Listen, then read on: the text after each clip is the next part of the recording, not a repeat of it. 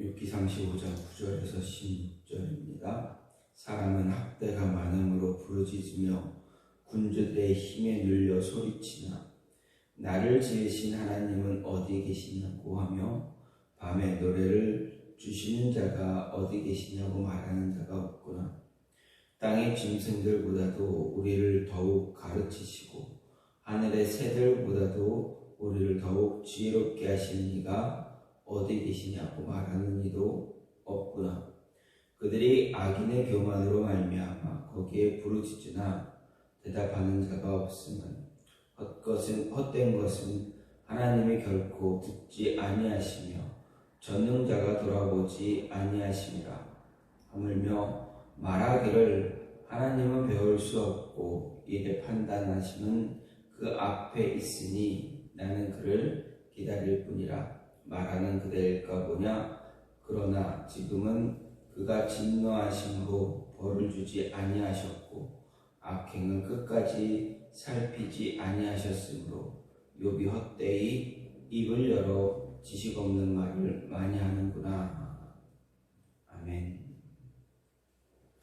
오늘 말씀 욥기 35장 9절에서 16절입니다.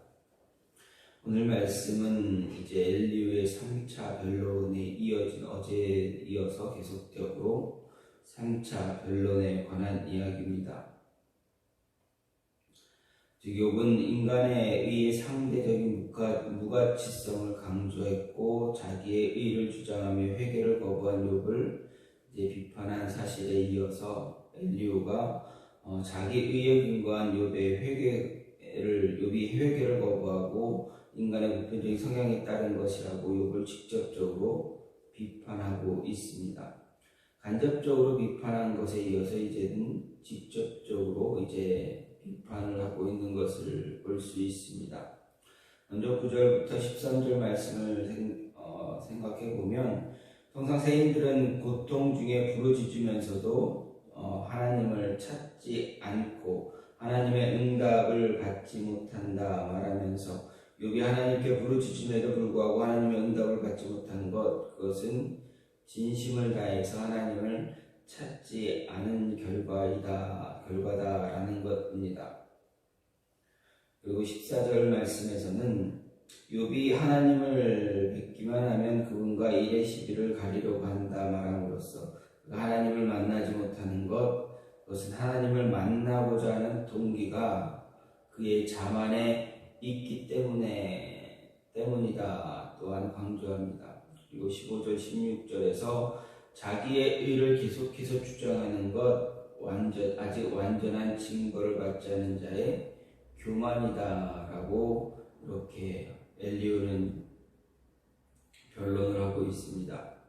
이런 오늘 말씀은 결국 욥이 자기 죄로 말미암아 하나님의 징계를 받고 있음에도 불구하고 교만해서 회개로 나가지 못하고 회개하지 못하고 있다라는 비판입니다.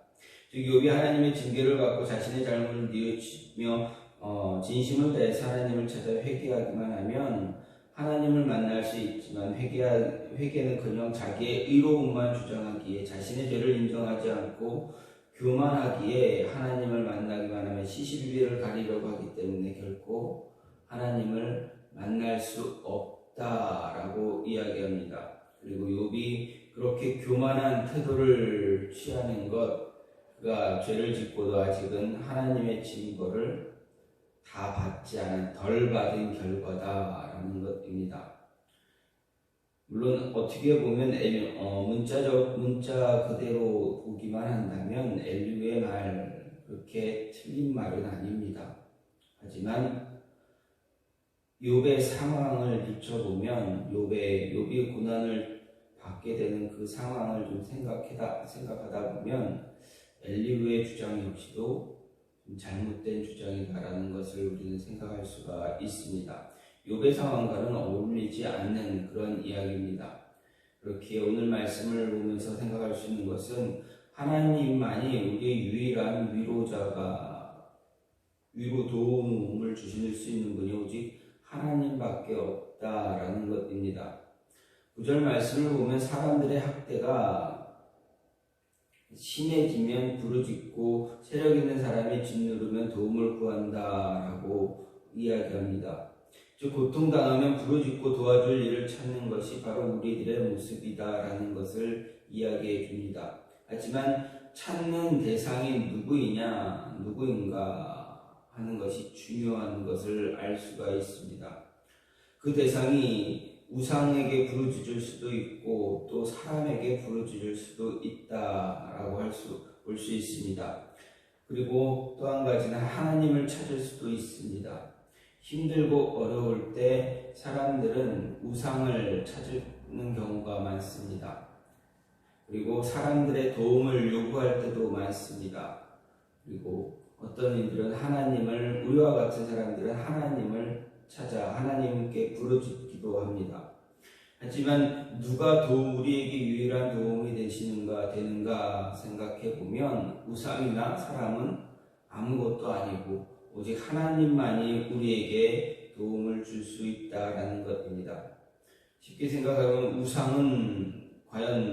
우상이 무엇인가 하는 것입니다. 우상은 우리에게 도움을 줄 것처럼 생각되지만 돌아보면 우상은 허무한 것에 지나지 않는다라는 것입니다. 왜 그렇습니까?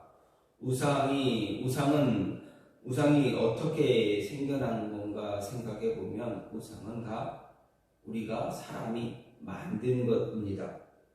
우리 손으로 만든 것이고 우리가 생각해낸 것이기 때문에 생각해내고 만든 것이 우리에게 도움을 줄 수 있느냐? 결코 그럴 수 없습니다. 그렇게 해서 신명기 4장 28절에서는 사람의 손으로 만든 바 보지도 못하며 듣지도 못하며 먹지도 못하며 냄새도 맡지 못하는 목석의 신이 우상이다 라고 이야기합니다. 그리고 예레미야 10장을 보면 갈린 기둥 같아서 말도 못하며 걸어다니지도 못함으로 사람에게 매임을 잇는 것이 우상이다 라고 분명하게 이야기합니다. 그렇게 우상은 우리에게 단 한 가지도 도움을 줄 수가 없습니다. 사람 또한 마찬가지입니다. 사람도 역시 도움이 되지 않습니다. 왜 그렇습니까? 작은 일, 자신의 능력, 작은 능력으로 도울 수 있는 일은 도울 수 있겠지만 그 능력을 벗어나는 것, 한계를 벗어나는 일에는 도움을 줄 수가 없다라는 것입니다. 또한 한계를 벗어나는 것뿐만이 아니라 좀 더 큰 일이 되게 되면 도움의 손길이 아니라 오히려 도망가거나 피하기 일수입니다. 돕고 싶어도 돕지 못하고 돕지 않습니다. 말하자면 인간은 진정한 도움이 되지 못한다라고 할 수가 있습니다. 그래서 시편 60편에서는 사람의 구원은 헛되다라고 이야기하고 또 146편에서는 방백들을 의지하지 말며 도울 힘이 없는 인생도 의지하지 말라 이렇게 권면합니다. 그렇다면 우리의 도움이 어디서 오는가? 바로 하나님입니다. 그러기에 시편 121편 1, 2절을 보게 되면 내가 산을 향하여 눈을 돌리라 나의 도움이 어디서 있고 나의 도움이 천지를 지으신 여호와에게서로다 이렇게 고백합니다. 다른 시인도 이와 같은 고백을 합니다. 또 역대하 14장 11절에서 아사왕은 부스인 세라의 침공을 당해서 부르짖을 때 여호와여 강한 자와 약한 자 사이에는 주밖에 도와줄 리가 없사오니 우리 하나님 여호와여 우리를 도우소서 이렇게 고백하고 다윗 또한 시편 62편에서 나의 영혼이 잠잠히 하나님만 바라며 나의 구원이 그에게서 낳는도다 이렇게 고백하고 있습니다. 하나님은 우상과 같이 사람이 만든 목석이 아닙니다. 사람에게 매임을 받는 존재가 아닙니다. 하나님은 살아 역사하는 분입니다. 하나님은 사람과 같이 능력이 없고 돕고 싶어도 돕지 못하는 그런 존재도 아닙니다. 하나님 말씀으로 천지를 지으신 분이기에 자신이 원하는 모든 것을 할 수 있는 분입니다. 예를 들어서 나라를 세울 수도 있고 그 나라를 망하게 할 수도 있는 분이 바로 하나님이시다라는 것입니다. 성경을 보면 나라가 세워지고 나라가 망하는 모든 일들에서 하나님께서 개입하지 않은 것이 없음을 우리는 알 수가 있습니다. 이스라엘의 역사만 볼지라도 하나님이 개입하셔서 그 나라의 흥왕성쇠를 다 주관하고 있음을 우리는 성경을 보면 쉽게 알 수가 있습니다. 하나님께서 돕기를 원하는 자, 하나님은 분명히 도와주시고 그 도움을 통해서 흥왕성쇠가 일어나고 있음을 우리는 알 수가 있습니다. 우리는 흔히 이런 이야기를 듣기도 합니다. 하나님께서 나에게 관심을 가져주시니, 나를 돌아보시니, 나에게 눈을 돌아보시니 내가 이렇게 흥하고 내가 이런 모습을 갖게 되었습니다 라고 간증하는 분들의 이야기도 들을 수가 있습니다. 그렇습니다. 하나님께서 우리에게 관심을, 한 사람 한 사람에게 관심을 가져주시거나 한 사람 한 사람에게 눈동자를 옮겨 주실 때 그 눈동자, 그 관심을 받는 자에게는 하나님의 은혜가 풍성하게 임하고 있다는 것을 알게 됩니다. 아브라함도 마찬가지입니다. 하나님께서 아브라함에게 관심을 두셨을 때 아브라함이 받은 은혜가 어떻습니까? 얻을 수 없는 나이에 아들을 얻게 됩니다. 자녀를 얻게 됩니다. 그리고 그가 가진 그 풍성한 그 부의 모습도, 우리가 사람들이 그렇게 원했던 그런 재물과 같은 그런 모습도 그가 하나님으로부터 받은 은혜다라는 것입니다.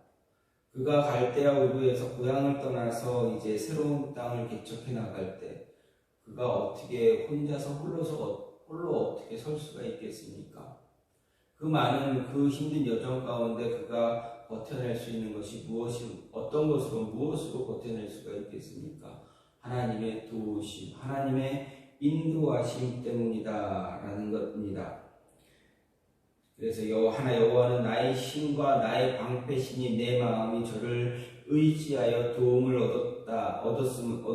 그러므로 내 마음이 크게 기뻐하며 내 노래로 저를 찬송하리로다라는 시편 28편의 말씀처럼 우리가 우리의 입술을 통해서 하나님께 고백하고 하나님께서 우리에게 주실 수 있는 우리의 유일한 도움이 하나님임을 고백하며 하나님만 바라보고 하나님의 은혜를, 하나님의 눈동자를, 하나님의 관심을 얻는데 집중해야 한다라는 것입니다. 그렇게 우리가 하나님께 돌아가야만, 하나님의 품 안에 머물러야만 모든 문제가 해결될 수 있다라는 것입니다. 그래서 10절, 11절 말씀을 보면 인간이 학대받고 고난을 받는 중에도 도움을 요청하고 부르짖지만 그 부르짖음이 응답받지 못하는 이유가 무엇이냐라고 분명하게 이야기하고 있습니다. 곧 하나님께 돌아가지 않았기 때문이다라고 엘리후가 말합니다. 엘리후가 이 말을 한 것은 욥이 고난 가운데 부르짖었지만 하나님의 응답이 없다고 한 데서가 하나님께 돌아가지 않았기 때문이다 이야기합니다. 물론 엘리후의 진단, 엘리후의 이 말 근본적으로 보면, 객관적으로 보면 틀린 말은 아닙니다. 하나님을 떠났을 때 하나님으로부터 받는 징계가 얼마나 큰가 우리는 잘 알고 있습니다. 그리고 하나님께 돌아왔을 때 하나님께서 베푸시는 은혜가 얼마나 또 큰가 또한 알 수 있습니다. 이렇게 하나님께 돌아갈 때 우리의 모든 문제가 해결될 수 있다라는 엘리후의 이야기는 잘못된 것이 아니다라는 것입니다. 하나님이 욥의 부르짖음에 응답하지 않은 것은 그가 하나님으로부터 떠나 있었기 때문이 아닙니다. 욥은 처음부터 하나님을 떠난 적이 없습니다. 욥의 고난의 원인은 하나님의 특별한 섭리에 있었고 따라서 하나님의 정하실 때가 되면 자연스럽게 해결될 일이었습니다. 욥에게는 돌이키는 일이 필요한 것이 아니라 인내가 필요했다라는 것입니다. 엘리후의 진단은 객관적으로 보면 바른 것이지만 적용하는 모습에 보면은 적용점은 잘못된 것이다 라고 생각할 수 있습니다. 하지만 욥의 고난의 원인이 그의 죄에 있다고 할 때 그가 부르짖는데도 문제가 해결되지 않았다면 그것은 그가 하나님께로 돌아가지 않았기 때문이다라는 주장이 잘 적용이 되어지는 것입니다. 사실 우리의 모든 문제, 하나님을 떠날 때 발생한다라고 좀 전에도 말씀드렸습니다. 인류에게 찾아온 모든 문제가 인류의 조상들이 죄를 범해서 하나님을 떠남으로 발생한 것을 알 수가 있습니다. 따라서 우리의 문제는 궁극적으로 하나님께로 돌이킬 때 해결될 수 있다라는 것입니다. 우리는 하나님에 의해서 창조되었고 하나님의 다스림을 받는 그런 존재입니다. 하지만 계속해서 하나님의 간섭과 다스림을 거부하게 되면 벗어나려고 해도 벗어날 수가 없습니다. 모든 인생의 문제가 그곳에서 이제 생겨나기 때문에 그렇습니다. 문제를 해결하기 위해서 하나님께 돌아가야 합니다. 아담과 하와가 하나님과 멀어진 이유, 죄 때문입니다. 하나님께 돌아가야 합니다. 그 이후 아담과 하와가 아들 가인과 아벨을 낳았을 때 가인이 동생 아벨을 죽이게 된 이유는 무엇입니까? 그가 역시 하나님과 온전히 가까이 하지 못했기 때문입니다. 그리고 아담과 하와가 동산에서 쫓겨난 이후에 바로 계속 다른 사건이 이어진 것이 아니라 그들이 동산에서 쫓겨나자 가인과 아벨을 얻었다라는 이야기 이후에 곧바로 기록된 사건은 가인이 아벨을 죽인 사건입니다. 왜 다른 이야기는 없이 다른 이야기가 없고 가인이 아벨을 죽인 그 사건이 바로 이어졌는가? 왜 다른 이야기가 아니라 그 이야기가 먼저 등장하고 있는가 생각해 보면 가인과 아벨, 아담과 하와가 하나님 앞에 온전히 돌아서 있지 못했기 때문이다라는 것입니다. 물론 아벨은 하나님 앞에 바른 모습으로 서기 위해서 노력했던 그런 모습을 우리는 성경을 통해서 알 수가 있습니다. 그렇게 그가 믿음으로 하나님께 제사를 드렸다라는 히브리 기자의 고백이 있습니다. 하지만 가인은 어떻습니까? 가인의 제사는 하나님이 기뻐하지 않는 자기 만족의 제사를 드렸다라는 것입니다. 하나님께 자기 스스로 만족하기 위해서 제사를 드리고 예배를 드리는 그 모습은 하나님께 돌아가지 못한 그런 모습이다라는 것입니다. 죄의 결과로 쫓겨난 사람이 하나님께 돌아가지 못하고 자기 만족에 빠져 있는 그 모습으로 하나님께 제사를 드리고 예배를 드릴 때 하나님은 그것을 원하지 않으신다라는 것입니다. 그래서 하나님께 돌아가지 않으면 우리 안에 있는 모든 문제들은 결코 해결받을 수가 없다라는 것입니다. 하나님께 돌아갈 때 모든 문제가 궁극적으로 해결되어질 수가 있습니다. 그래서 계속해서 하나님의 간섭과 다스림을 거부하지 말아야 합니다. 모든 문제를 해결하기 위해서 하나님께 돌아가야 합니다. 그렇기에 탕자는 아버지의 품을 떠났을 때 자신에게 어떤 문제가 일어났는지를 알게 됩니다. 아버지가 살아계심에도 불구하고 유산을 갖는 그것은 그때 당시에 관습으로 보게 되면 돌로 쳐 맞아도, 그래서 돌에 맞아 죽어도 아무런 문제가 되지 않는 그러한 시대였습니다. 그럼에도 아버지는 어떻습니까? 탕자에게, 둘째 아들에게 자신의 유산을 물려줍니다. 그것을 현금으로 계산하고 돈으로 계산하고 먼 이국 땅에 떠나서 자기 마음대로 살다가 모든 것을 다 탕진하고 나서 그때 깨달았을 때 그 둘째 아들 탕자는 어떻게 합니까? 그냥 그곳에서 내가 돌아갈 수 없어 그냥 여기서 그냥 이렇게 먹고 살다가 죽어야지 이렇게 생각했습니까? 그렇지 않았습니다.